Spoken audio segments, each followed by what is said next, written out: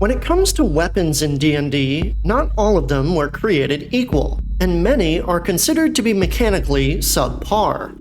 On top of this, the rulebooks don't provide us much detail on these weapons, leaving us to fill in the gaps of how our weapons look and feel. Due to this lack of information, I'd like to go through and examine all of the weapons of D&D to answer: what is this weapon, both in history and in D&D?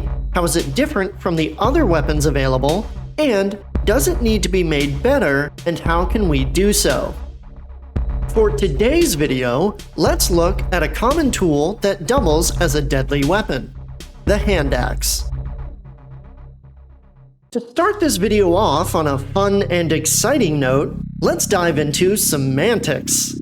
So when I say Handaxe, you probably think of something like this. However, a Handaxe is not the hafted axe you think of, but instead something resembling this: a sharpened stone held in the hand as an improvised tool.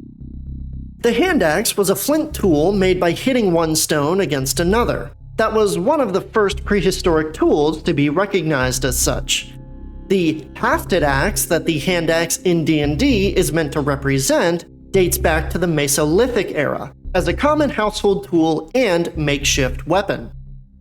For the sake of naming simplicity, I will refer to the hafted axe as the Handaxe from here on out. But I wanted to clarify that for the 2 or 3 historians in the audience who would appreciate the research I did into proper terminology.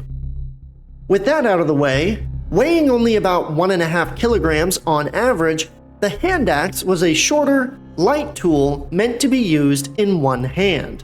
The blade, or axe head, was historically made out of flint or stone in prehistory, but as industry progressed, they were eventually made out of copper, bronze, iron, and eventually steel. The sharp edge of the blade extended out around 10 centimeters, while the other end, known as the pole or butt, was flat against the handle. The handle, or haft of the axe, was traditionally made out of hardwood like hickory or ash and measured between 30 and 40 centimeters long. The blade was historically attached to the handle through wedging, as well as being tied on with lashings or twine. As a tool, the Handaxe was largely used to perform tasks like chopping or splitting wood, harvesting timber, or just as a general utility tool. In times of war, though, commonplace objects would be pressed into service. Before standardized militaries, levies and conscripts would bring whatever they had available into combat. For poor farmers, fishermen, and peasants in ancient and medieval history, that typically meant a spear, a shield, and a sidearm such as a knife or axe. This was especially true during the Viking Age, as Scandinavian Vikings would bring along axes on their raids across the English and European coasts. Plus, Handaxes had the benefit of being relatively cheap, easy to maintain, and effective in combat. Now, Handaxes are still around in modern times, of course, but they've mostly been relegated back to their role as a tool. There are some niche use cases where Handaxes are being used in modern military units, and if you've gone to any new brewery in the last 10 years, odds are they have an axe throwing area, but by and large, the majority of combat that axes see today is in historical European martial arts. In D&D, Handaxes are described as weapons similar to hatchets, with wooden or metal shafts attached to single-edged blades. It's also noted that Handaxes were heavier than throwing axes, and not balanced enough to be used as a throwing weapon. This description is likely outdated though, as previous editions of D&D listed Handaxes as separate from throwing axes. These older edition Handaxes were also classified as martial weapons due to the training required to use them effectively as an offhand weapon. They cost between 1 and 5 gold pieces, weighed between 1 to 2 kilograms, and dealt 1d6 slashing damage. In 5th edition, The Handaxe is a simple melee weapon that costs 5 gold pieces, weighs 1 kilogram, deals 1d6 slashing damage, and has the light and thrown weapon properties. Compared to the other simple melee weapons, the Handaxe is actually pretty well balanced. It's one of the most expensive options, being matched in price by the mace, but has fairly average weight and an okay damage dice. The Handaxe's main utility comes from its unique weapon properties. The light weapon property allows the Handaxe to be used in 2-weapon fighting, meaning that if an attack action is made with a light melee weapon held in one hand, the wielder can use their bonus action to attack with a different light melee weapon being held in the other hand. The thrown weapon property allows the Handaxe to be effectively thrown with a normal range of 20 feet and a long range of 60 feet. With these properties laid out, the Handaxe shines as a fairly average starting weapon for low-level, strength-based adventurers. They can be dual-wielded with another Handaxe or other light weapon to allow for extra damage, or be thrown at enemies that are a moderate distance away. Overall, the Handaxe is a flexible melee weapon that has a variety of uses for strength-based classes. Without the pairing of an offhand weapon, its damage won't compare to the martial melee options like the battle axe and longsword, but as a backup weapon or throwing option for more melee-focused characters, the Handaxe sits comfortably in the inventories of many adventurers. So, after examining the Handaxe, it seems to be a simple but effective weapon that works well as a dual-wielded or thrown weapon early in an adventure. In fact, we could probably leave it completely as is, and it would still remain a fun and useful weapon option for our characters, even with all the other suggestions we're proposing to make other weapons more viable. But even with how good it is now, I still want to take a look at whether adding more unique features can make it better, while keeping it in line with the other weapons of 5th edition.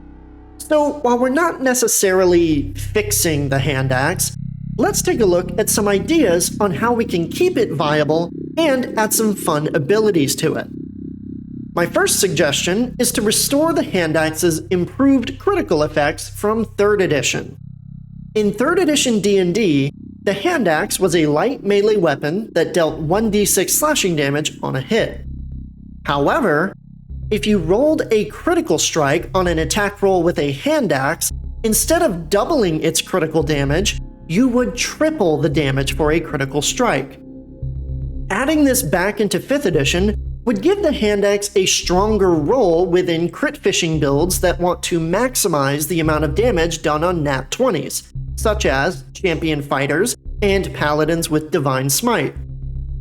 One negative to this suggestion is that 3rd edition's Handaxe did not have the thrown property, instead having a separate throwing axe that still dealt 1d6 damage, but wasn't able to triple the damage on a critical strike.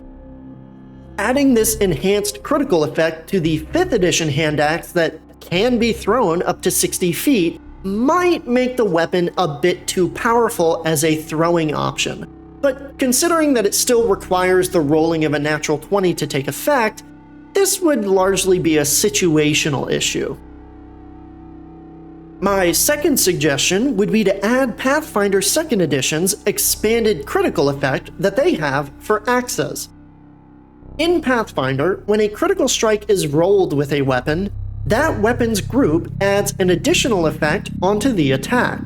For hatchets, which is the Pathfinder equivalent of Handaxes, this effect allows the attacker to choose an additional creature adjacent to the first target and within range of the weapon, and damage that creature for just the damage dice rolled as part of the attack.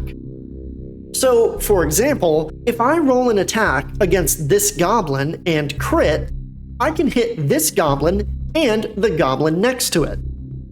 The targeted goblin will take double damage from the attack, but the goblin next to them will just take the normal damage from the attack. This essentially allows axes to cleave through one target into another on a critical hit, but the crit damage is only applied to the first target. This feature would work extremely well for tankier characters who can cut through hordes of swarming enemies, but it still only occurs on natural 20s, which means it won't be happening every single turn and it'll still be fairly balanced.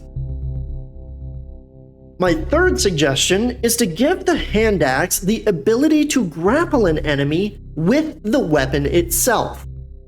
To initiate a grapple normally, the user has to have at least one free hand to make the special attack action needed to grapple an opponent. However, for characters that are dual-wielding weapons or wielding a weapon and a shield, they're traditionally unable to grapple an opponent without sheathing or dropping their weapon. Inspired by historical Viking axe tactics, this ability would allow the wielder to forego a regular melee attack and instead use the beard of the axe to attempt to grapple an enemy by grabbing their weapon, shield, armor, appendages, etc. From there, standard grappling rules would apply, but while grappled, the user could not use the same hand axe to attack the creature without dropping the grapple.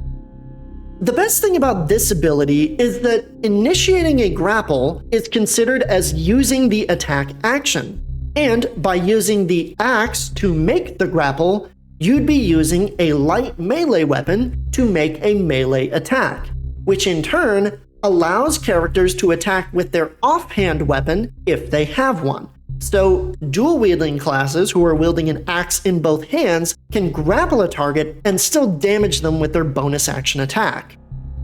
Now, the main downside to this ability is that the grappler is temporarily losing their main weapon while the grapple is occurring, but sometimes in combat it's better to hold someone in place so that other party members can ready a more devastating blow.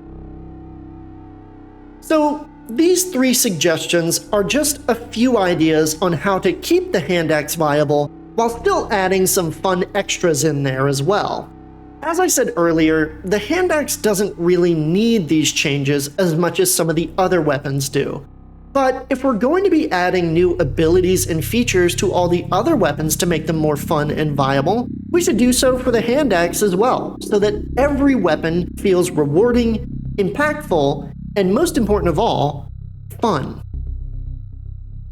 But with that, we come to the end of today's video on the Handaxe. A simple weapon that remains effective well into an adventure, we can still find ways to add more interesting features to it that elevate it as an equipment choice for adventurers who want a little bit more out of their mundane equipment. However, what I want to know is, what do you all think of the Handaxe?